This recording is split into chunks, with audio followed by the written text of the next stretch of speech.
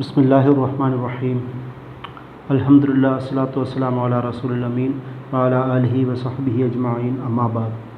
അസ്സലാമു അലൈക്കും വറഹ്മത്തുള്ളാഹി. ഇസ്ലാമും കമ്പാരിറ്റീവ് റിലീജിയൻ സ്റ്റഡീസ് എന്ന വിഷയമാണ് സംസാരിക്കുന്നത്. മതത്തെ സംബന്ധിച്ചിടത്തോളം ധാരാളം ചർച്ചകൾ നമുക്ക് കാണുവാൻ കഴിയും. ആരാധനകളെ കേന്ദ്രീകരിച്ചും അതിഭൗതിക ലോകത്തെക്കുറിച്ചുമുള്ള നിരവധി ചർച്ചകളുടെ ഒരു സങ്കലനമാണ് പലപ്പോഴും മതമായി പരിഗണിക്കപ്പെടാറുള്ളത്. മതത്തിന് സ്വന്തമായ ലോകവീക്ഷണവും എത്തിക്സും മൊറാലിറ്റിയും ധാരാളം പ്രിൻസിപ്പിൾസും ഉണ്ട്. അതുപോലെ തന്നെ മുന്നറിയിപ്പുകളെക്കുറിച്ചും പ്രവചനങ്ങളെക്കുറിച്ചുമുള്ള നിരവധി ചർച്ചകളും നമുക്ക് മതങ്ങളുടെ ഉള്ളിൽ കാണുവാൻ കഴിയും.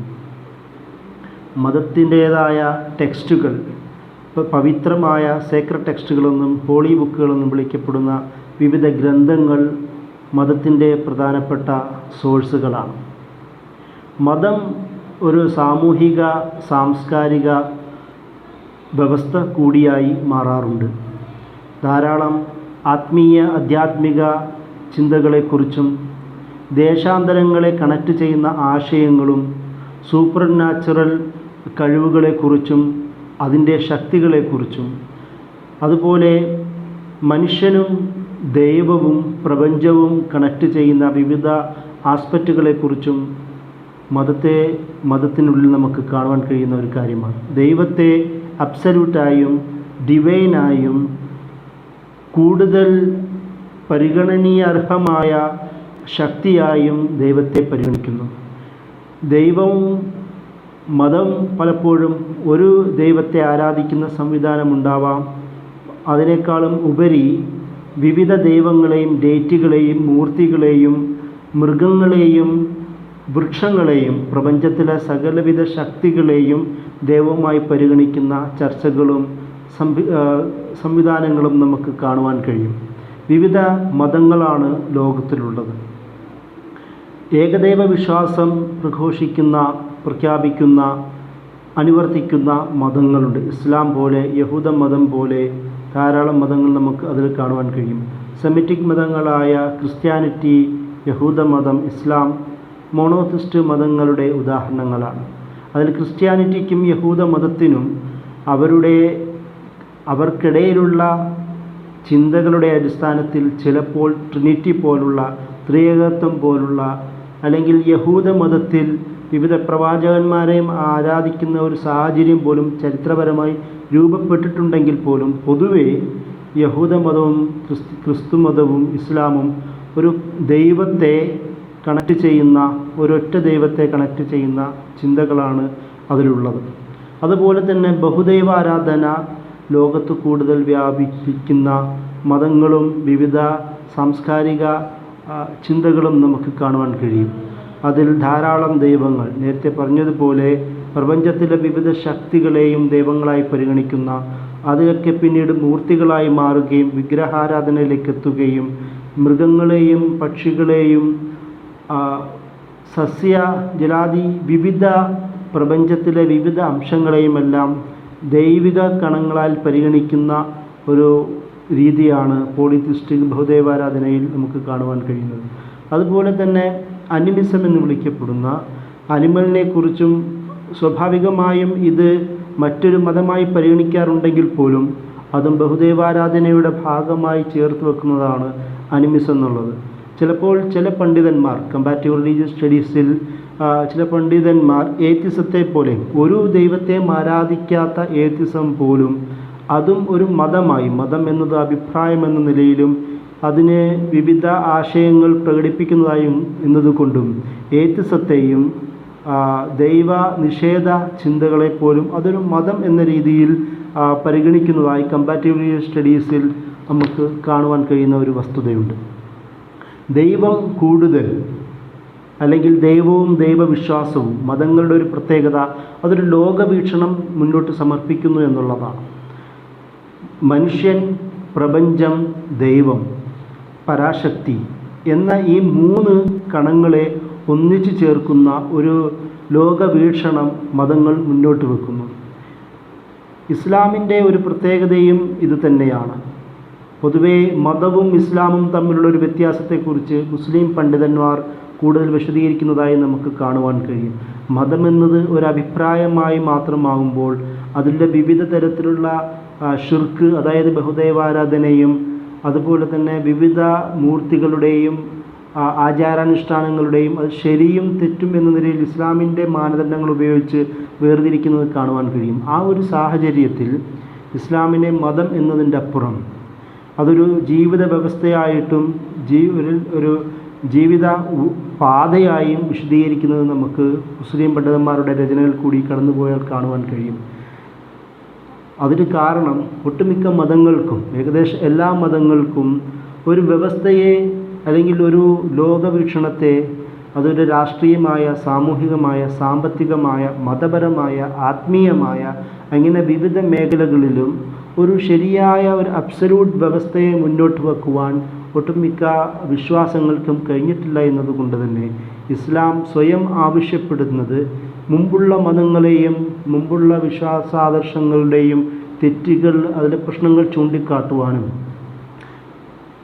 യഹൂദ മതവും അതുപോലെ ക്രിസ്ത്യാനിറ്റി എന്ന ആ മതസമൂഹങ്ങളുടെ രൂപീകരണവും അത് അവരുടെ ടെക്സ്റ്റുകളിൽ, അവരുടെ സേക്രഡ് ടെക്സ്റ്റുകളിൽ അവരുടെ മതപുരോഹിതന്മാർ വരുത്തിയ പ്രശ്നങ്ങളെയും ചൂണ്ടിക്കാണിച്ചു കൊണ്ട് തന്നെയാണ് ഇസ്ലാം മുന്നോട്ട് വരുന്നത്. അതുകൊണ്ട് അതിനുള്ള ഒരു മറുപടി എന്ന നിലയിൽ ലോകാവസാനം വരെയും ലോക ജനതയ്ക്ക് ഒരു മാർഗദർശനം എന്ന നിലയിൽ ഇസ്ലാം അവതരിച്ചതാണെന്ന് ഖുർആൻ അവകാശപ്പെടുന്നത് കൊണ്ട് തന്നെ ഇസ്ലാമിനെ ഒരു മതം എന്നതിനേക്കാളും അപ്പുറം, മതത്തിൻ്റെ നിർവചനങ്ങൾക്ക് അപ്പുറം അതൊരു വ്യവസ്ഥയായി സ്വയം പരിഗണിക്കുന്നു എന്നുള്ളതാണ് പ്രാമാണികരായ മുസ്ലിം പണ്ഡിതന്മാർ പോലും ഖുർആൻ തന്നെയും പിന്നീട് പണ്ഡിതന്മാരും വിശദീകരിക്കുന്നത് നമുക്ക് കാണുവാൻ കഴിയും. അതുപോലെ മതത്തിൻ്റെ ഒരു പ്രത്യേകത എന്ന നിലയിൽ ധാരാളം റിച്വൽസ്, കസ്റ്റംസ് അടക്കമുള്ള പ്രാക്ടീസിങ് നമുക്ക് മതങ്ങളിൽ കാണുവാൻ കഴിയുന്നൊരു വസ്തുതയാണ്. അതിൽ പ്രാർത്ഥനകൾ, ധ്യാനങ്ങൾ, വിവിധ ആചാരാനുഷ്ഠാനങ്ങളെല്ലാം മതത്തിൻ്റെ ഒരു ഭാഗമാണ്. ഇതിൻ്റെ ഭാഗമെന്ന നിലയിൽ ആരാധന, അതുപോലെ തന്നെ മോറൽ കണ്ടക്റ്റ്, എത്തിക്സ്, വിവിധ വിശ്വാസാദർശങ്ങൾ, ഈ മതങ്ങൾ തന്നെ രൂപപ്പെടുത്തുന്ന സ്ഥാപനങ്ങളും അസോസിയേഷനും എല്ലാം മതത്തിൻ്റെ വിവിധ ചർച്ചകളിൽപ്പെടുന്ന കാര്യങ്ങളാണ്. ഇവിടെയും ഇസ്ലാമിനെ സംബന്ധിച്ചിടത്തോളം, കാരണം കമ്പാരിറ്റീവ് സ്റ്റഡീസിൻ്റെ അടിസ്ഥാനത്തിൽ ഇസ്ലാമിന് അതിൻ്റേതായ സ്വന്തമായ രീതികളുണ്ട്. അത് ഇസ്ലാം കാര്യങ്ങളെന്ന് പറഞ്ഞു പഠിപ്പിക്കുന്ന നമസ്കാരം പോലും ഷഹാദത്ത് കലിമ, അതായത് സത്യസാക്ഷ്യം, ഒരാൾ മുസ്ലിമായി മാറണമെങ്കിൽ സത്യസാക്ഷ്യവും അതിനുശേഷം നമസ്കാരം, അതിൻ്റെ കൂടെ സക്കാത്തും നോമ്പും ഹജ്ജും അടങ്ങുന്ന ഈ പ്രധാനപ്പെട്ട ആചാരാനുഷ്ഠാനങ്ങൾ, അതിൻ്റെ കൂടെ തന്നെ നമസ്കാരത്തിൻ്റെ വിവിധ രീതികളും വിവിധ ശാഖകളും നമസ്കാരത്തിൻ്റെ ഭാഗമായി തന്നെ വരുന്നത്. ഈ നമസ്കാരം ആചാരാനുഷ്ഠാനങ്ങൾ പൂർണ്ണമാവണമെങ്കിൽ സ്വഭാവവും ജീവിതചര്യയും ഈ സാമൂഹിക ഈ മേഖലയിലെ ഇടപാടുകളും ഒരുപോലെ തന്നെ ശരിയായ മാർഗത്തിലുള്ളതാവണമെന്നുള്ള ഇസ്ലാമിൻ്റെ കാഴ്ചപ്പാടും വെറും റിച്വൽസിന് അപ്പുറം മതത്തെ അല്ലെങ്കിൽ ഒരു റിച്വൽസിനപ്പുറം ഒരാളുടെ ജീവിതത്തെ തന്നെ നിർണ്ണയിക്കുന്ന വിശ്വാസങ്ങൾ ഇസ്ലാം പഠിപ്പിക്കുന്നുണ്ട് എന്നുള്ളത് തന്നെ മതത്തിൽ നിന്ന് ഇസ്ലാമിനെ വേറിട്ട് നിർത്തുന്നു എന്നുള്ളതാണ്. അതായത് ആചാരാനുഷ്ഠാനങ്ങളും കസ്റ്റംസും നാടൻ ആചാരങ്ങൾക്കും അപ്പുറം ഇസ്ലാം നിയതമായി എഴുതി ചേർത്ത ഒരു പ്രത്യേക രീതികൾ തന്നെ ആചാരാനുഷ്ഠാനങ്ങളിലുണ്ട്. ഈ സ്വാഭാവികമായും മറ്റ് മതങ്ങളിലും പാരമ്പര്യവാദ രീതികളിലുമെല്ലാം ഇടയ്ക്കിടയ്ക്ക് പുതുതായി ഉത്ഭവിക്കുന്ന എല്ലാത്തരം ആചാരങ്ങളെയും എന്തിനേയും അബ്സോർബ് ചെയ്യാനുള്ള, സ്വീകരിക്കാനുള്ള ശക്തി, ഒരു കഴിവ് സാധാരണ മതങ്ങൾക്കുണ്ട്. പക്ഷേ ഇസ്ലാമിൻ്റെ ഒരു പ്രത്യേകത നിർണിതമായ ആചാരാനുഷ്ഠാനങ്ങൾ ഇസ്ലാം മുന്നോട്ട് വെക്കുന്നു എന്നുള്ളതാണ്. അതുതന്നെയാണ് ഇസ്ലാം ഈ മത രീതിയിൽ നിന്നും വേറിട്ട് നിർത്തുന്നതായും നമുക്ക് കാണുവാൻ കഴിയുന്നത്. അതുപോലെ താരതമ്യ പഠനത്തിൽ, മതങ്ങളെക്കുറിച്ചുള്ള പഠനത്തിൽ മറ്റൊരു പ്രധാനപ്പെട്ട വസ്തുതയാണ് മിത്തുകളെക്കുറിച്ചുള്ള, ദൈവത്തെക്കുറിച്ചും അതിഭൗതിക ശക്തികളെക്കുറിച്ചും അതുപോലെ ലോകത്ത് സംഭവിക്കുന്ന അസാധാരണമായ സംഭവവികാസങ്ങളും അതിന് കാരണക്കാരാവുന്ന ശക്തികളെക്കുറിച്ചുമുള്ള വിശ്വാസ രീതികളാണ് പലപ്പോഴും മിത്ത് എന്ന രീതിയിൽ മനസ്സിലാക്കാറുള്ളത്. അതിൻ്റെ ഭാഗമായി തന്നെ കമ്പാരിറ്റീവ് റിലീജിയസ് സ്റ്റഡീസിലെ ഒരു പ്രധാന ഭാഗമാണ് മിത്തോളജി എന്ന് പറയുന്ന പഠനശാഖ. ഈ മിത്തുകളെക്കുറിച്ചും ആ മിത്തുകൾ ഏതൊക്കെ മതങ്ങളുമായും സംസ്കാരങ്ങളുമായി ബന്ധപ്പെട്ടതാണെന്നും ആ ബന്ധപ്പെടലിൻ്റെ ഒരു സാമൂഹികതയും അതിൻ്റെ ഒരു ചരിത്രവും അതിൻ്റെ ടെക്സ്റ്റുമായിട്ടുള്ള കണക്ഷനും ഒരു സമൂഹത്തിൻ്റെ ജീവിതാനുഭവങ്ങളിൽ അത് പ്രകടിപ്പിക്കുന്ന രീതികളെക്കുറിച്ചുള്ള പഠനങ്ങളാണ് മിത്തോളജി എന്ന് വിളിക്കപ്പെടുന്നത്. അത് ഏകദേശം എല്ലാ മതങ്ങളുമായി ബന്ധപ്പെട്ട് ഈ തരത്തിലുള്ള കമ്പാരിറ്റീവ് റിലീജിയസ് സ്റ്റഡീസ് വർക്കുകൾ നമുക്ക് കാണുവാൻ കഴിയും. യഥാർത്ഥത്തിൽ ആധുനിക ലോകത്ത് വിവിധ ഭാഗങ്ങളായി തന്നെ കമ്പാരിറ്റീവ് റിലീജിയൻ സ്റ്റഡീസ് തന്നെ രൂപപ്പെട്ടിട്ടുണ്ട്. പൊതുവേ പറയാറ് യൂറോപ്യൻ സെൻട്രിക് വൈജ്ഞാനിക വ്യവഹാരത്തിൻ്റെ അടിസ്ഥാനത്തിൽ അവർ തന്നെ പൊതുവെ പറയാറ് 19-ാം നൂറ്റാണ്ടിലാണ് ഇതൊരു ശരിയായ രീതിയിൽ ഡിസിപ്ലിനായി മാറിയത് എന്നാണ് പൊതുവെ പറയാറുണ്ടെങ്കിൽ പോലും, പക്ഷേ ചരിത്രം വെച്ച് നോക്കുകയാണെങ്കിൽ മുസ്ലിം സൊസൈറ്റിയുടെ ചരിത്രത്തിൽ നിരവധി തവണ കമ്പാരിറ്റീവ് റിലീജിയസ് സ്റ്റഡീസ് ഉയർന്നു വന്നതായി നമുക്ക് കാണുവാൻ കഴിയും. അതായത് ഒന്ന്, ഖുർആൻ തന്നെ സ്വയം ഒരു കമ്പാരിറ്റീവ് റിലീജിയസ് സ്റ്റഡീസിൻ്റെ വർക്ക് തന്നെയാണ് എന്നുള്ളതാണ് പ്രധാനപ്പെട്ട പ്രത്യേകത. കാരണം ആദിമ മനുഷ്യൻ മുതൽ പിന്നീട് സമൂഹവുമായി രൂപപ്പെട്ട ഒരു ഹിസ്റ്റോറിസിറ്റി മനുഷ്യൻ്റെ വളർച്ചയെയും ആ മനുഷ്യൻ്റെ വിവിധ ചിന്താഗതികളെയും ആ ചിന്താഗതികളിലൂടെ രൂപപ്പെട്ട സാമൂഹിക ക്രമത്തെയും സോഷ്യൽ സ്ട്രാറ്റയെയും അതിലൂടെ രൂപപ്പെട്ട വിശ്വാസാദർശങ്ങളെയും ഖുർആൻ വളരെ ക്രിയാത്മകമായി വിമർശനാത്മകമായി തന്നെ അവലോകനം ചെയ്യുന്നുണ്ട് എന്നുള്ളതാണ് പ്രധാനപ്പെട്ട ഒരു വസ്തുത. നൂഹ് നബി അലൈഹി ഇസ്ലാം മുതൽ അവിടെ രൂപപ്പെട്ട, അതിനു മുമ്പും പിന്നീടും രൂപപ്പെട്ട വിവിധ വിഗ്രഹാരാധനയെക്കുറിച്ചും ബഹുദൈവാരാധനയെക്കുറിച്ചുമുള്ള ഖുർആൻ പരാമർശങ്ങൾ ഖുർആൻ എങ്ങനെയാണ് ഒരു സമൂഹത്തിൻ്റെ അല്ലെങ്കിൽ അവരുടെ രീതികളെ ആചാരാനുഷ്ഠാനങ്ങളെ ചരിത്രപരമായി സമീപിക്കുന്നു എന്നുള്ളതിൻ്റെ ഉദാഹരണമാണ്.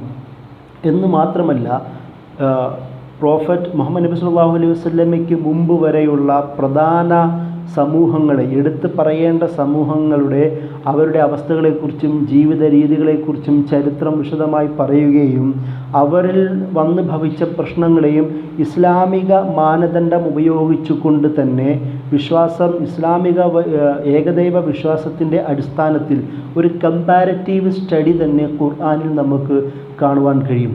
അതുപോലെ പ്രധാന മതങ്ങളായ, അതായത് മതങ്ങൾ ആയി മാറിയ ഇസ്ലാമിൻ്റെ കൺസെപ്റ്റിൽ യഹൂദ മതവും ക്രിസ്ത്യാനിറ്റിയുമെല്ലാം ഇസ്ലാമിക ആശയം പഠിപ്പിക്കാൻ വന്ന പ്രവാചകന്മാരുടെ പേരിൽ പിന്നീട് രൂപപ്പെട്ട മതങ്ങളാണ്.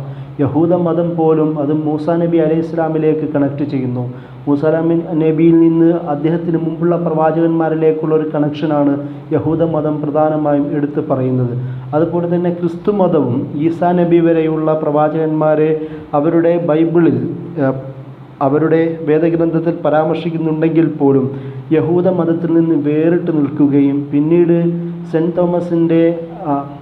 പോളിൻ്റെ കാലഘട്ടത്തിലൂടെ ട്രിനിറ്റി എന്ന് പറയുന്ന ഒരു കൺസെപ്റ്റ് രൂപപ്പെടുത്തി ആ ട്രിനിറ്റിയെ അതുവരെ ഇല്ലാതിരുന്ന സെൻറ്റ് പോളിൻ്റെ കാലത്തിലാണ് ട്രിനിറ്റി, ത്രിയേകത്വം എന്ന് പറയുന്ന ആശയം രൂപപ്പെടുകയും അത് അന്നത്തെ ചക്രവർത്തിയായിരുന്ന കോൺസ്റ്റന്റൈൻ റോമൻ സാമ്രാജ്യത്തിൻ്റെ തന്നെ അദ്ദേഹത്തിൻ്റെ ഭരണാധിപത്യത്തിൽ അതൊരു ദേശീയ മതവിചാരമായി മാറ്റുകയും ചെയ്യുന്നതോടുകൂടിയാണ് ആധുനിക ക്രിസ്ത്യാനിറ്റിയുടെ അല്ലെങ്കിൽ ഇന്ന് നമ്മൾ കാണുന്ന ക്രിസ്ത്യാനിറ്റിയുടെ അടിസ്ഥാന സ്തംഭങ്ങളിലൊന്നായ ട്രിനിറ്റി തന്നെ രൂപപ്പെടുന്നത്.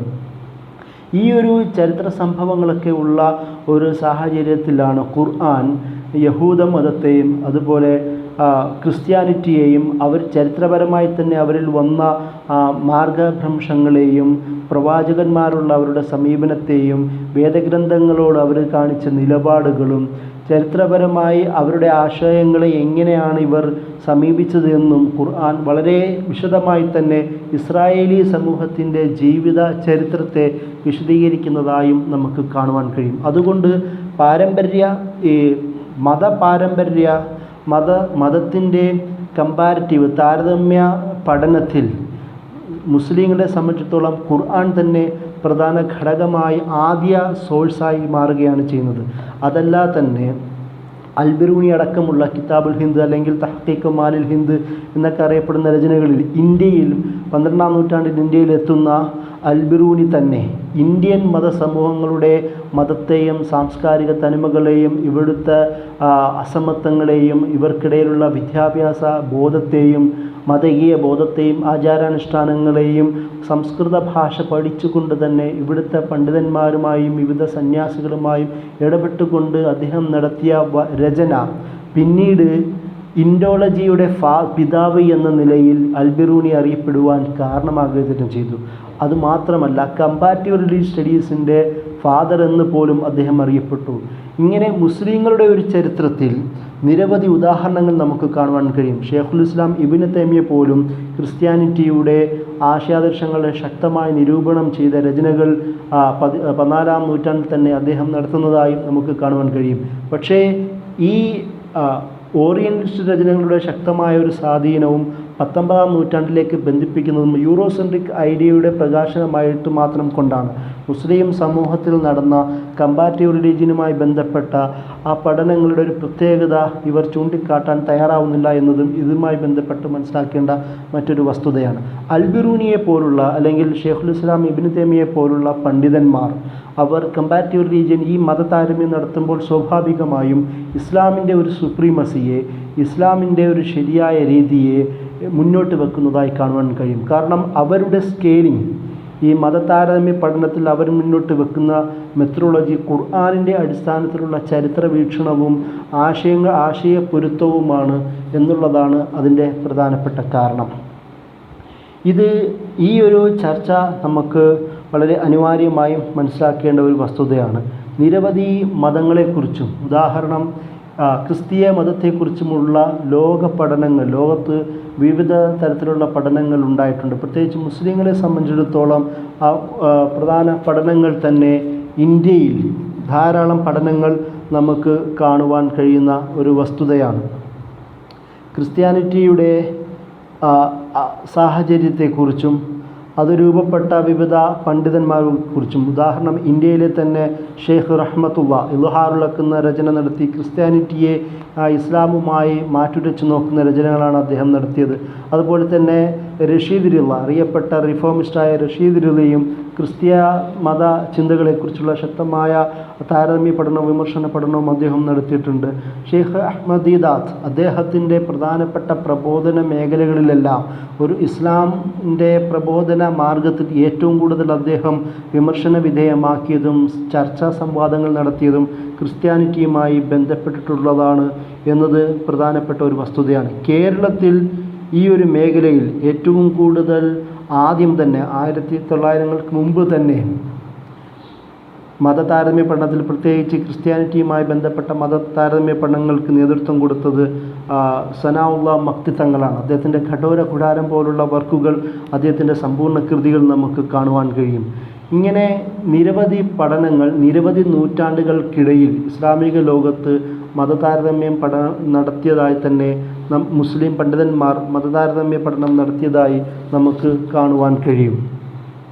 മതതാരതമ്യ പഠനം എന്നതിൽ പ്രധാനമായും 2 വഴികളാണ്.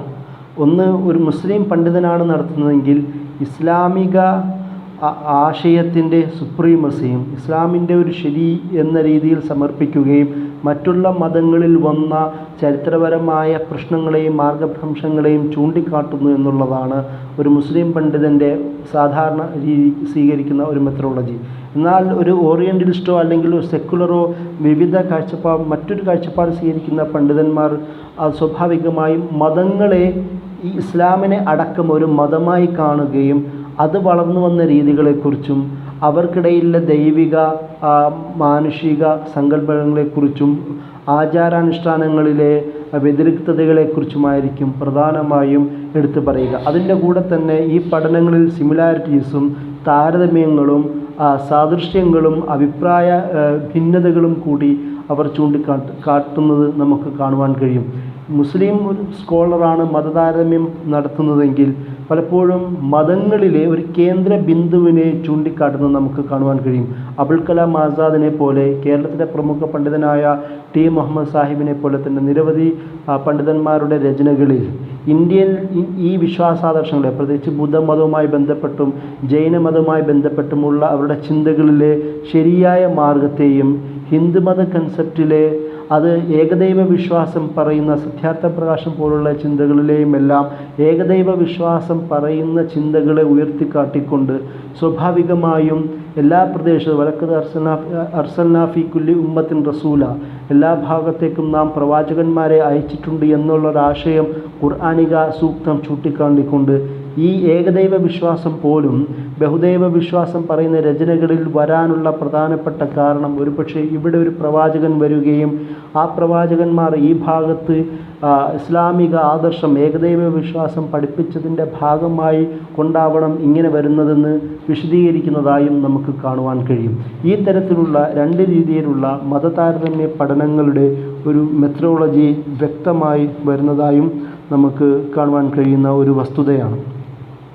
അതുപോലെ മതതാരതമ്യ പഠന മേഖലകളിൽ മറ്റൊരു പ്രധാനപ്പെട്ട ഒരു വസ്തുതയാണ് മതങ്ങളെക്കുറിച്ചിട്ടുള്ള വിവിധ മതങ്ങൾ എങ്ങനെയാണ്, അല്ലെങ്കിൽ ഒരു മതത്തിൻ്റെ വിവിധ മേഖലകൾ, അത് സ്പിരിച്വലായ മേഖലകളിൽ ആത്മീയ മേഖലകളിലെ വ്യതിരിക്തതയെക്കുറിച്ച് ധാരാളം പഠനങ്ങൾ മതതാരതമ്യ പഠനത്തിൽ തന്നെ നമുക്ക് കാണുവാൻ കഴിയുന്ന ഒരു വസ്തുതയാണ്. ഉദാഹരണം, ഹിന്ദുമത സങ്കല്പത്തിലെ അദ്വൈത ഫിലോസഫി, അതുമായി ബന്ധപ്പെട്ട നിരവധി പഠനങ്ങൾ, ഇന്ത്യയെക്കുറിച്ചുള്ള നിരവധി ഓറിയന്റലിസ്റ്റ് പഠനങ്ങളിൽ ഇത് വ്യക്തമാണ്. ഇസ്ലാമിൻ്റെ ആത്മീയ മേഖലകളെക്കുറിച്ചുള്ള പഠനങ്ങളാണ് അധികവും സൂഫിസം എന്ന രീതിയിൽ അറിയപ്പെടുന്നത്. തസവുഫിനെ സംബന്ധിച്ചിടത്തോളം ഒരുപക്ഷെ ഇന്ത്യൻ സബ് കോണ്ടിനെൻറ്റിൽ ആദ്യമായി എഴുതിയ ഒരു വർക്കാണ് കശ്ഫുൽ മഹജൂബ്. സയ്യിദ് അലി ഹുജ്വേരിയാണ് അതിൻ്റെ കർത്താവ്. തസവുഫിൻ്റെ ഇന്ത്യൻ സബ് കോണ്ടിനെൻറ്റിൽ ഉണ്ടായ ആവിർഭാവവും ആ ഒരു കാലഘട്ടത്തിൽ 11-ാം നൂറ്റാണ്ടിന് മുമ്പുണ്ടായിരുന്ന വിവിധ ത്വരീഖത്തുകളെക്കുറിച്ചും ഗ്രൂപ്പുകളെക്കുറിച്ചും അവരുടെ ഗുരുക്കളെക്കുറിച്ചും ഷേഖന്മാരെക്കുറിച്ചുമുള്ള വിവിധ വിശദീകരണങ്ങൾ കശ്ഫുൽ മഹജൂബിൽ നമുക്ക് കാണുവാൻ കഴിയും. ഇതുപോലെ വിവിധ മതങ്ങളുടെ ആത്മീയതയെക്കുറിച്ചും പ്രത്യേകിച്ച് ഇസ്ലാമിൻ്റെ തന്നെ ആത്മീയതയെക്കുറിച്ച് ഏറ്റവും കൂടുതൽ എഴുതിയ ഒരു ഓറിയന്റലിസ്റ്റാണ് ആൻ മേരി ഷീമൽ. അവരുടെ മിസ്റ്റിക്കൽ ഡയമെൻഷൻസ് ഓഫ് ഇസ്ലാം എന്ന രചന തന്നെ ഏറ്റവും പ്രധാനപ്പെട്ട രചനകളിൽ ഒന്നാണ്. ഇതുപോലെ ക്രിസ്ത്യാനിറ്റിയിലെ അവരുടെ ആത്മീയതയെക്കുറിച്ചും യഹൂദമതത്തിലെ കബ്ബാല എന്ന് വിളിക്കപ്പെടുന്ന വിവിധ ആത്മീയ മാർഗങ്ങളെക്കുറിച്ചുമുള്ള പഠനങ്ങൾ നമുക്ക് കാണുവാൻ കഴിയും. അതുപോലെ മതങ്ങളുടെ തന്നെ ഹിസ്റ്റോറിക്കൽ ഡൈമെൻഷനെ കൂടുതൽ വിശദീകരിക്കുന്ന പഠനങ്ങൾ ധാരാളമുണ്ട്. അത് മതത്തിൻ്റെ രൂപീകരണം,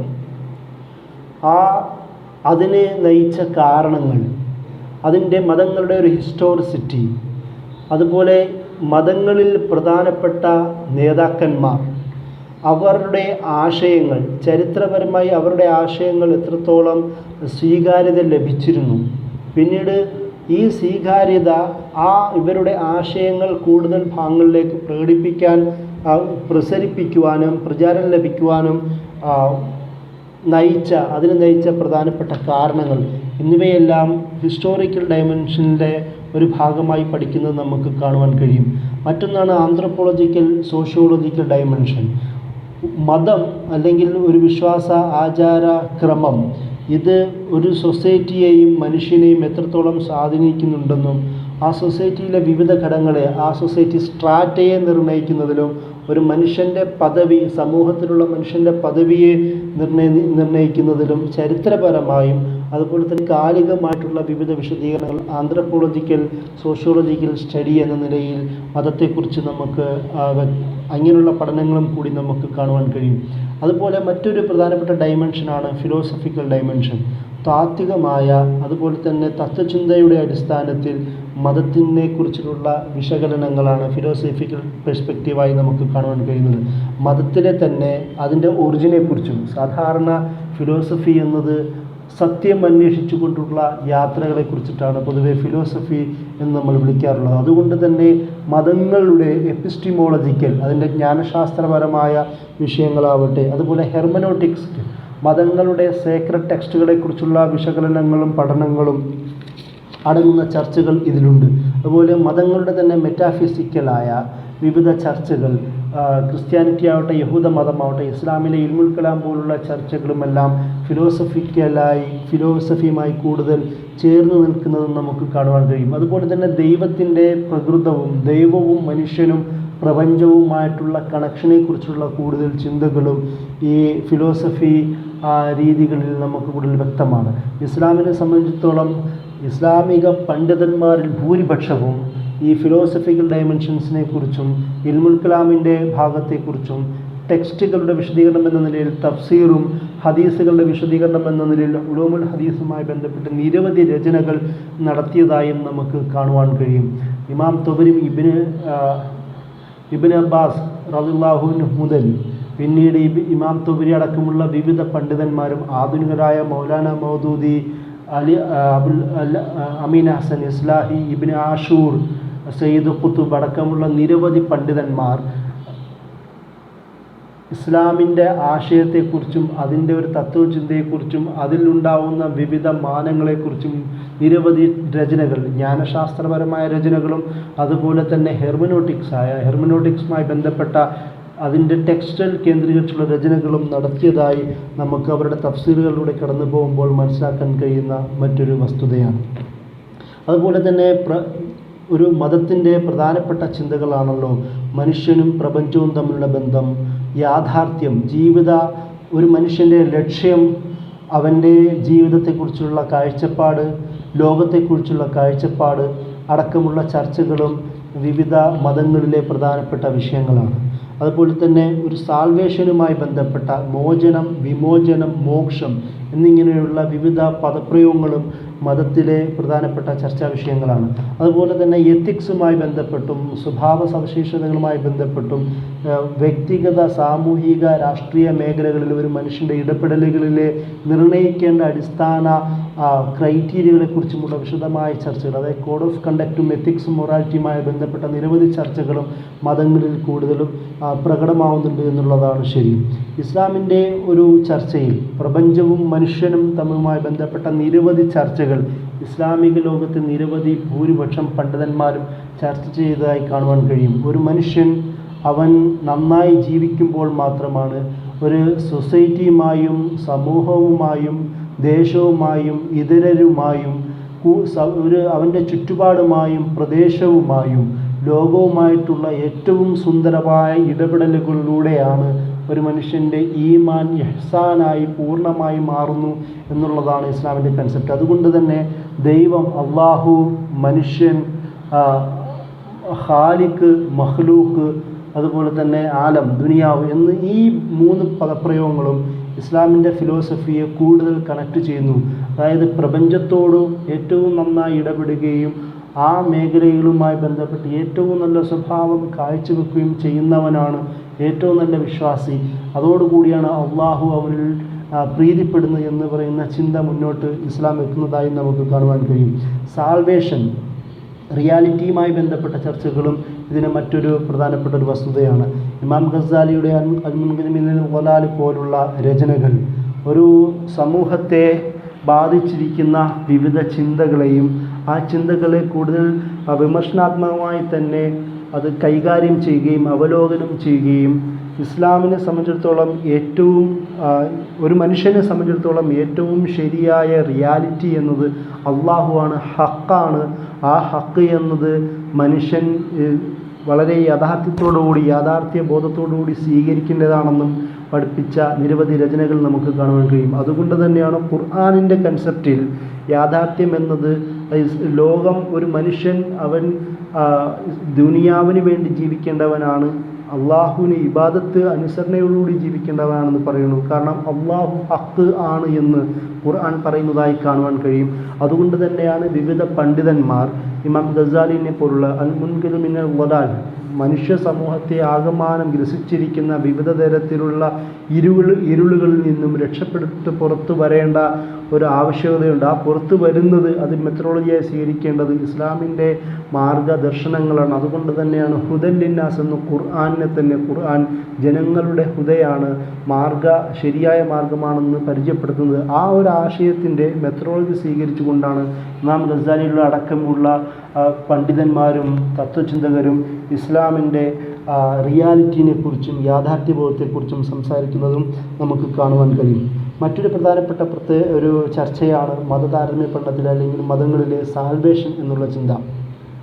വിവിധ മതങ്ങളിൽ, അത് ക്രിസ്ത്യാനിറ്റിയിലാവട്ടെ, അറ്റോൺമെൻ്റ് അടക്കമുള്ള ഒരാളുടെ മോചനം അത് ജീസസിൻ്റെ കുരിശുമരണവുമായി ബന്ധപ്പെടുത്തി ക്രിസ്ത്യാനിറ്റി വായിക്കുന്നത് നമുക്ക് കാണുവാൻ കഴിയും. യഹൂദമതത്തിലും ഇത് സമാനമായ യഹൂദമതം തന്നെ പറയുന്ന മറ്റൊരു തരത്തിലുള്ള മോചനം നമുക്ക് കാണുവാൻ കഴിയും.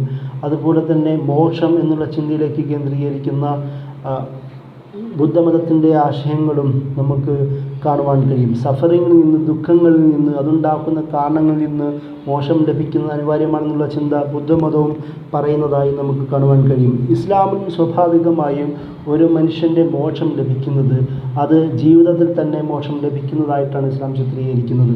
വിവിധ സാഹചര്യങ്ങളിൽ കുറ്റങ്ങളിലൂടെയും തെറ്റുപാടുകളിലൂടെയും പോകുന്നതോടുകൂടി ഇസ്ലാം സ്വീകരണം അവൻ്റെ ജീവിതത്തിലുള്ള ആ മനുഷ്യൻ്റെ ജീവിതത്തിൽ മുമ്പ് സംഭവിച്ച സകലവിധ തെറ്റുകൾക്കും ഒരു മോചനമായി ഇസ്ലാം പരിചയപ്പെടുത്തുന്നു. പിന്നീട് അവൻ്റെ വിശ്വാസത്തോടുകൂടിയും ഇസ്ലാം പഠിപ്പിക്കുന്ന ആചാരാനുഷ്ഠാനങ്ങളോടുകൂടിയും കൂടുതൽ നല്ല രീതിയിൽ വിശ്വാസിയായി ജീവിക്കുന്നതോടുകൂടി അവൻ കൂടുതൽ വിമോചിപ്പിക്കപ്പെടുന്നു എന്നാണ് ഇസ്ലാം ആത്മീയപരമായ ഒരു മനുഷ്യൻ്റെ സ്വഭാവപരമായ വിശ്വാസപരമായ കാര്യങ്ങളെക്കുറിച്ച് വിശദീകരിക്കുമ്പോൾ പറയുന്നത്. അതുപോലെ തന്നെ ഒരു സമൂഹത്തിലെ വിവിധതര സാമൂഹിക രാഷ്ട്രീയ മേഖലകളിലെ വിവിധ അടിമത്തങ്ങളിൽ നിന്നുമുള്ള ഒരു മോചനം ഇസ്ലാം കൽപ്പിക്കുന്നു എന്നുള്ളതാണ്. തൗഹീദ്, ഇസ്ലാമിൻ്റെ ഏകദൈവ വിശ്വാസം പോലും വിവിധ തരത്തിലുള്ള ആരാധനകളെക്കുറിച്ചും, അത് മനുഷ്യനാവട്ടെ ഏതെങ്കിലും ശക്തിയാവട്ടെ, ഏതെങ്കിലും ഒരു തരത്തിലുള്ള ഉബൂദിയത്തിനെ, അടിമത്തത്തിൽ നിന്ന് മോചിപ്പിക്കുവാൻ ഇസ്ലാമിന് ശക്തിയുണ്ട് എന്നുള്ളതാണ് ഇസ്ലാം ഖുർആനിൽ തന്നെ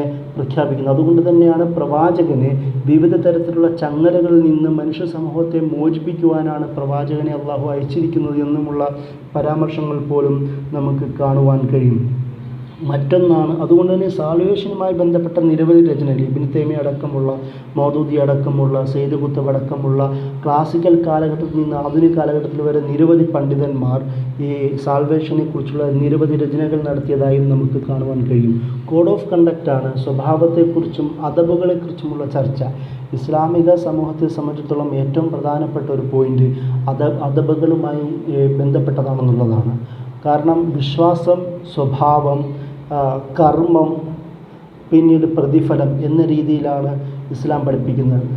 വിശ്വാസവും സ്വഭാവവും അനുകൂലമാവുകയും അത് കർമ്മത്തിൽ പ്രതിഫലിക്കുകയും ആ കർമ്മം ഈ വിശ്വാസവും കർമ്മത്തിലൂടെയും പ്രതിഫലം ലഭിക്കുകയും ചെയ്യുന്നു എന്നുള്ളതാണ്. വിശ്വാസം മോശമാണെങ്കിൽ പ്രതിഫലവും മോശമായിരിക്കും.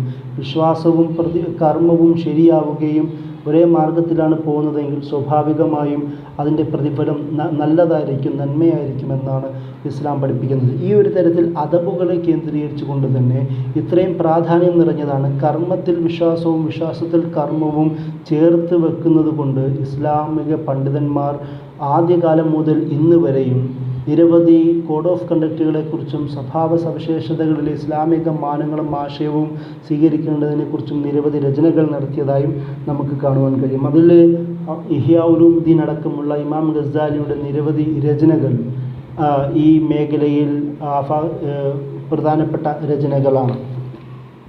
അതുപോലെ മറ്റൊരു മേഖലയാണ് പ്രധാനപ്പെട്ട മതങ്ങളെക്കുറിച്ചുള്ള ചർച്ചകൾ. ഇന്ത്യൻ സമൂഹത്തിൽ ജീവിച്ചിരിക്കുന്നത് കൊണ്ട് ഹിന്ദുമതവും അതുമായി ബന്ധപ്പെട്ട നിരവധി ചർച്ചകളും നമുക്ക് മനസ്സിലാക്കേണ്ടതുണ്ട്. ഹിന്ദുമതം എന്ന് പറയുന്നത് ഒരുപാട് സാംസ്കാരിക മതപരമായ ആശയങ്ങളുടെ ഒരു സഞ്ചയമാണ്, ഒരു സിന്തസിസാണ്. ഇതിനെ ആ രീതിയിൽ തന്നെയാണ് മനസ്സിലാക്കേണ്ടത്. ഹിന്ദുമതത്തിൽ നിരവധി വേദങ്ങളുണ്ട്, അതായത് ഋഗ്വേദ, സാമവേദ, ധർമ്മവേദ, യജുർവേദ അടക്കമുള്ള വേദങ്ങളുണ്ട്, ഉപനിഷത്തുകളുണ്ട്, ശ്രുതികളും സ്മൃതികളുമുണ്ട്. അതുപോലെ തന്നെ ബ്രാഹ്മണ അടക്കമുള്ള നിരവധി രചനകളും നമുക്ക് ഹിന്ദു വിശ്വാസക്രമവുമായി ബന്ധപ്പെട്ട് കാണുവാൻ കഴിയും.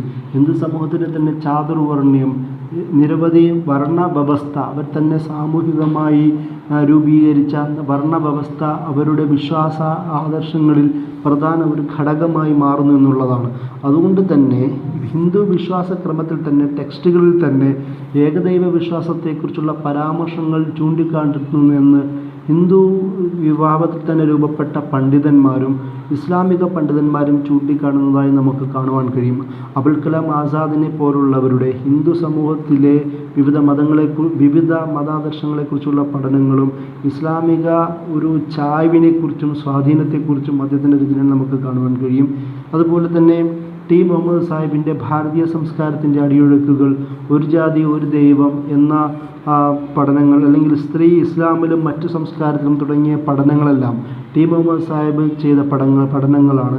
ഈ പഠനങ്ങളിലൂടെ ഇന്ത്യയിലെ മതസമൂഹങ്ങളിൽ ഉണ്ടായ വിവിധ ചരിത്രപരവും സാംസ്കാരികവും ആശയപരമായ വിവിധ മാറ്റങ്ങളെയെല്ലാം ഇതിൽ ചിത്രീകരിക്കുന്നതായി കാണാൻ കഴിയും. അതുകൊണ്ട് തന്നെ ഇസ്ലാം എത്രത്തോളം ഇന്ത്യയിലെ ഭാരതീയ സംസ്കാരത്തിൽ എത്രത്തോളം സ്വാധീനം ചെലുത്തുന്നതായും ആ സ്വാധീനം ഇപ്പോൾ നിലവിലും എത്രത്തോളം പ്രകടിപ്പിച്ചു നിൽക്കുന്നതായും അദ്ദേഹം വിശദീകരിക്കുന്നത് കാണുവാൻ കഴിയും. ഇപ്പോൾ നിലവിൽ സമകാലിക പണ്ഡിതന്മാരായ ഷമീ പാമ്പിരിശ്ശേരി പോലുള്ള, ഷിഹാബുദ്ദീൻ ആരാമ്പ്രം പോലുള്ള, എം അക്ബർ പോലുള്ള നിരവധി പണ്ഡിതന്മാരും, അതുപോലെ IPH, നിച്ച് ഓഫ് ട്രൂത്ത്, സ്നേഹസംവാദം തുടങ്ങിയ വിവിധ പ്രസിദ്ധീകരണങ്ങളും പ്രസിദ്ധീകരണാലയങ്ങളും ഹിന്ദുമത വിഷയങ്ങളിൽ നിരവധി പഠനങ്ങൾ പബ്ലിഷ് ചെയ്തിട്ടുണ്ട് എന്നുള്ളതും പ്രധാനപ്പെട്ട ഒരു വസ്തുതയാണ്. മറ്റൊന്നാണ് ക്രിസ്ത്യാനിറ്റിയുമായി ബന്ധപ്പെട്ട നിരവധി പഠനങ്ങൾ. അതിൽ ക്രിസ്ത്യാനിറ്റിയുടെ നേരത്തെ വിശദീകരിച്ചതുപോലെ ഖുർആനുമായി ബന്ധപ്പെട്ട നിരവധി പഠനങ്ങൾ, ക്രിസ്ത്യാനിറ്റിയുമായി ബന്ധപ്പെട്ട് നടത്തിയ നിരവധി പഠനങ്ങൾ നമുക്ക് ഖുർആൻ തന്നെ കാണുവാൻ കഴിയും.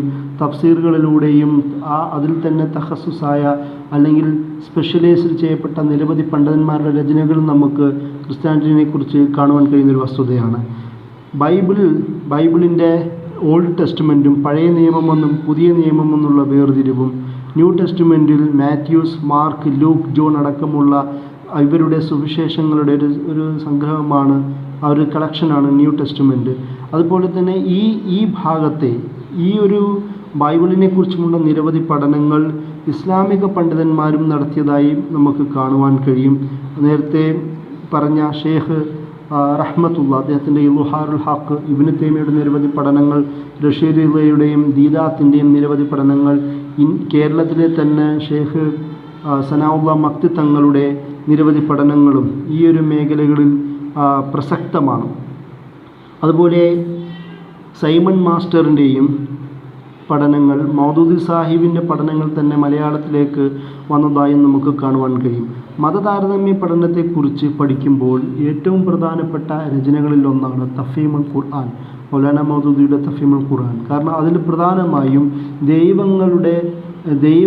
ദൈവത്തെക്കുറിച്ചുള്ള കൺസെപ്റ്റും വിവിധ മതങ്ങൾ എങ്ങനെയാണ് ദൈവത്തെ കണ്ടതെന്നും പ്രപഞ്ചത്തെക്കുറിച്ചുള്ള വീക്ഷണവും മതസമൂഹങ്ങളെക്കുറിച്ചിട്ടുള്ള സമൂഹത്തെയും രാഷ്ട്രീയ ബോധത്തെക്കുറിച്ചും സാംസ്കാരിക ചിഹ്നങ്ങളെക്കുറിച്ചുമുള്ള മതങ്ങളുടെ കാഴ്ചപ്പാടും, അതുപോലെ വിവിധ മതസമൂഹങ്ങളായ യഹൂദമതവും ക്രിസ്ത്യാനിറ്റികളും മുൻകാല സമൂഹങ്ങളുടെ വിശ്വാസാദർശങ്ങളെയും വളരെ ക്രിട്ടിക്കലായി തന്നെ അനലൈസ് ചെയ്യുന്ന രീതിയാണ് തഫ്ഹീമുൽ ഖുർആൻ സ്വീകരിക്കുന്നത്. അതുകൊണ്ട് തന്നെ മതതാരതമ്യ പഠനത്തിൽ മൗലാന മൗദൂദിയുടെ തഫ്ഹീമുൽ ഖുർആനും വളരെ പ്രസക്തമാണ് എന്നതാണ് ഒരു പ്രസ്താവ്യമായ വസ്തുത. യഹൂദ മതത്തെക്കുറിച്ചും നിരവധി പഠനങ്ങൾ നമുക്ക് കാണുവാൻ കഴിയും. അതിൽ തോറയെക്കുറിച്ചും അതുപോലെ തന്നെ അവരുടെ കർമാനുഷ്ഠാന മേഖലയായ രചനയായ തൽമൂദിനെക്കുറിച്ചും നിരവധി പഠനങ്ങൾ ഉണ്ട്. ഈ ഇസ്രായേൽ സമൂഹത്തിൻ്റെ അവർക്കിടയിൽ രൂപപ്പെട്ട കിങ്ഡം ഓഫ് ഇസ്രായേലും കിങ്ഡം ഓഫ് ജൂദാസ്, അതുപോലെ തന്നെ അവരുടെ പ്രധാന ചിന്തകളിലൊന്നായ പ്രോമിസഡ് ലാൻഡ് അല്ലെങ്കിൽ ചോസൻ പീപ്പിൾ, തിരഞ്ഞെടുക്കപ്പെട്ട സമൂഹം എന്ന ചിന്തകളും, ഇങ്ങനെ അതുമാത്രമല്ല ഇസ്രായേൽ സമൂഹത്തിൻ്റെ മതചരിത്രം അവരുടെ തുടക്കം മുതൽ എബ്രഹാമിൻ്റെ ചിൽഡ്രൻ എന്ന വിശേഷണം മുതൽ പിന്നീട് മൂസ നബിയും അതിനുശേഷം അവർക്കിടയിൽ സംഭവിച്ച ആ ചരിത്രപരമായ വിശദീകരണങ്ങൾ കൂടുതൽ വ്യക്തമായി മനസ്സിലാക്കണമെങ്കിൽ മൗലാന മൗദൂദിയുടെ യഹൂദ മതത്തെക്കുറിച്ചുള്ള പഠനവും അതുപോലെ തന്നെ തഫ്ഹീമുൽ ഖുർആനിൽ ഇസ്രായേൽ വംശപരമ്പരയെയും അവരുടെ പ്രവാചകന്മാരെയും ഇസ്രായേൽ സമൂഹത്തെ ഖുർആൻ വിമർശിക്കുന്ന ഭാഗങ്ങളും പഠിക്കുമ്പോൾ നമുക്ക് കൂടുതൽ വ്യക്തമാവുന്ന ഒരു മേഖലയാണ്. യഹൂദ മതത്തിൽ തന്നെ രൂപപ്പെട്ട ആധുനിക ഇസ്രായേൽ സ്റ്റേറ്റിൻ്റെ കാരണക്കാരായ സയോണിസത്തെക്കുറിച്ചും നിരവധി പഠനങ്ങൾ ഉണ്ടായിട്ടുണ്ട്. അവരുടെ പ്രോമിസ്ഡ് ലാൻഡ് എന്ന വിശ്വാസത്തിന് അടിസ്ഥാനപ്പെടുത്തിക്കൊണ്ട് ഫലസ്തീനിൽ രാഷ്ട്രം രൂപീകരിക്കണം എന്നുള്ളതിനെ സയോൺ, ജെറുസലേം, മസ്ജിദുൽ അഖ്സ അതുപോലെ ഇങ്ങനെയുള്ള വിവിധ മതകീയ ചിഹ്നങ്ങൾ ഉപയോഗപ്പെടുത്തിക്കൊണ്ട് തന്നെ യഹൂദ സമൂഹത്തിൽ ആ കാലഘട്ടത്തിലെ വിവിധ സാമ്രാജ്യത്വ ശക്തികളുടെ സഹായത്തോടു കൂടി ഈ ഒരു രാഷ്ട്രീയ മുദ്രാവാക്യം മുഴക്കുകയും പിന്നീട് 1948 മെയ് 14 ഇസ്രായേൽ സ്റ്റേറ്റ് സ്ഥാപിക്കാനും അവർക്ക് കഴിഞ്ഞു.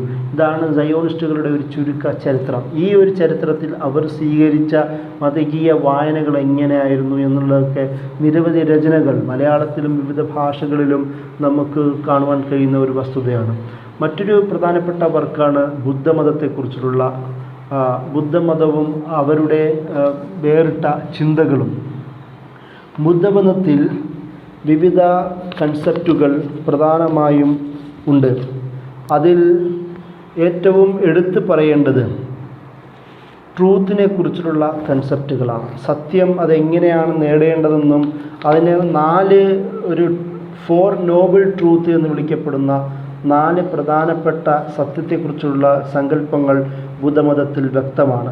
അത് ഒന്ന് ദുഃഖ എന്ന് വിളിക്കപ്പെടുന്ന ദ ട്രൂത്ത് ഓഫ് സഫറിങ് എന്ന ഒരു ചിന്ത.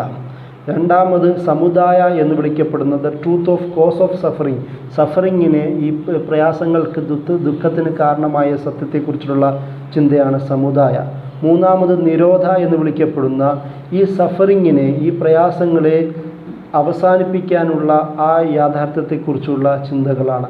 3 മഗ്ഗ എന്ന് വിളിക്കപ്പെടുന്ന ഈ സഫറിങ്ങിനെ ഇല്ലാതാക്കുവാനും സഫറിങ്ങിൽ നിന്ന് രക്ഷപ്പെടുത്തുവാനും അതിന് നേടേണ്ട വഴിയിനെക്കുറിച്ച് സംസാരിക്കുന്ന പാതയെക്കുറിച്ച് മാർഗത്തെക്കുറിച്ച് സംസാരിക്കുന്നതാണ് മഗ്ഗ എന്ന് വിളിക്കപ്പെടുന്ന 4ാമത്തെ സത്യത്തെക്കുറിച്ചുള്ള ചിന്ത. അതുപോലെ ഈ സഫറിങ്ങുകൾ, ഇവരനുഭവിക്കുന്ന വേദനകളും പ്രശ്നങ്ങളും ഇല്ലാതാക്കുവാൻ 8 മാർഗങ്ങളുണ്ട് എന്നാണ് ബുദ്ധമത സങ്കല്പത്തിൽ വിശദീകരിക്കുന്നത്. അതിൽ സമ്മാദിത്തി എന്ന ശരിയായ മനസ്സിലാക്കൽ, അണ്ടർസ്റ്റാൻഡിങ് എന്നാണ് 1ാമത്തത്. 2 സമ്മാ സങ്കപ്പ, ശരിയായ ചിന്ത, റൈറ്റ് തോട്ട് എന്നുള്ളതാണ് 2ാമത്. സമ്മാ വാച, ശരിയായ സ്പീച്ച്, റൈറ്റ് സ്പീച്ച് എന്നത് 3. 4 സമ്മാ കമ്മന്ത, റൈറ്റ് ആക്ഷൻ. 5 സമ്മാ അജീവ, റൈറ്റ് ലൈവ്ലിഹുഡ്, ശരിയായ ജീവിതം. 6 സമ്മാ വയമ, അതായത് റൈറ്റ് എഫേർട്ട്, ശരിയായ പ്രവർത്തനം, ശ്രമം.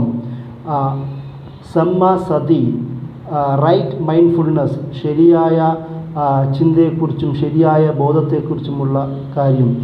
8 സമ്മാ സമാധി, ശരിയായ കോൺസെൻട്രേഷൻ, റൈറ്റ് കോൺസെൻട്രേഷൻ. ഇങ്ങനെ 8 രീതികളിലൂടെ ഒരു മനുഷ്യന് അയാൾക്ക് മോക്ഷം ലഭിക്കുവാൻ, ഈ സഫറിങ്ങിൽ നിന്ന് മോക്ഷം ലഭിക്കുവാൻ കഴിയുമെന്നാണ് ബുദ്ധമത സങ്കല്പങ്ങളും പറയുന്നത്.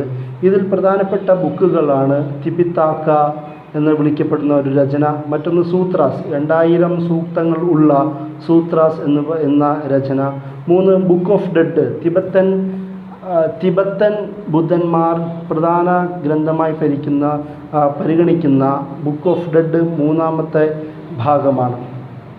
പൊതുവേ ബുദ്ധമത സങ്കല്പത്തെക്കുറിച്ച് പറയുന്നത് നോൺ വയലൻസ് ആശയം കൂടുതൽ പ്രചരിപ്പിച്ച ആശയമായിട്ടാണ്. അതുപോലെ തന്നെ മൊറാലിറ്റിയും മെഡിക്കേഷനും കൂടുതൽ ഈ ബുദ്ധമതത്തിൻ്റെ പ്രധാന ഭാഗങ്ങളാണ്. ബുദ്ധമതം 3 രീതികളായിട്ടാണ് പ്രധാനമുള്ളത്. തേരാവാദ, 2 മഹായാന, 3 തിബത്തൻ. ഈ 3 മതവിഭാഗങ്ങളാണ് പ്രധാനമായും ബുദ്ധമതത്തിലെ കാര്യങ്ങൾ.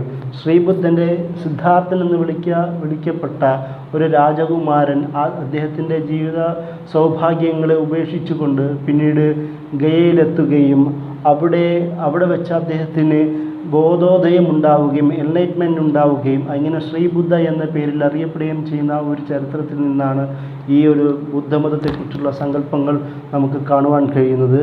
സ്വാഭാവികമായും ശ്രീബുദ്ധ എന്നത് ബോധോദയം ലഭിക്കുകയും അന്ന് സമൂഹത്തിൽ ഉണ്ടായിരുന്ന ഹിംസകളെ, പ്രത്യേകിച്ച് നരബലി, മൃഗബലി അടക്കമുള്ള വിഗ്രഹാരാധന അടക്കമുള്ള ഹിംസ, വിവിധ തരത്തിലുള്ള ഹിംസകൾ, ഹത്യകളെയെല്ലാം ശക്തമായി വിമർശിച്ചുകൊണ്ട് മനുഷ്യനെ സദാചാരവും സാമൂഹിക ഇടപെടലുകളിലും സൂക്ഷ്മത പാലിക്കുന്നതിനെക്കുറിച്ചും ഇദ്ദേഹം പഠിപ്പിക്കുകയുണ്ടായി.